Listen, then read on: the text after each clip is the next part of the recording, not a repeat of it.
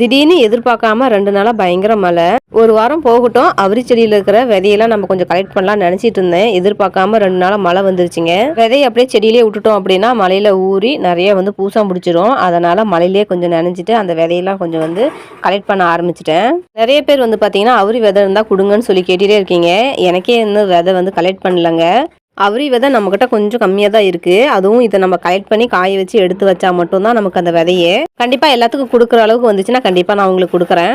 பறிச்சிட்டு இருக்கும் போதே நிறைய மழை வர ஆரம்பிச்சிருச்சு. அதனால் பறிச்சுட்டு வந்த விதையை மட்டும் உள்ளே ஒரு துணியை விரிச்சு போட்டு அது மேலே அப்படியே போட்டு ஃபேன் போட்டு விட்டேன். அந்த ஃபேன் காற்றுல அந்த ஈரெல்லாம் கொஞ்சம் ட்ரை ஆகிடுங்க. கோயிலுக்கு போயிட்டு வந்தோடனே பார்த்தீங்கன்னா அடுத்த நாள் முடியெல்லாம் வெட்டிடணும். ஜெய்குட்டிக்கு நீங்கள் முடி வெட்டலான்னு பார்த்தா தொடர்ந்து மழை வந்துட்டே இருக்குது. வெளியே உட்காந்து வெட்ட முடியல. குட்டிமா ஜாலியாக ஜெய்குட்டி வாங்கிட்டு வந்த கார் வச்சு விளாண்டுட்டு இருந்தாங்க. எனக்கு குளிர் ரொம்ப தாங்க முடியலங்க. அடுப்புட்டே நின்று குளிர் காஞ்சிட்டே அப்படியே சமைச்சு முடிச்சுட்டாங்க. இன்னைக்கு மழையில் எல்லாம் கொஞ்சம் சேஃப்டியாக பத்திரமா இருங்க.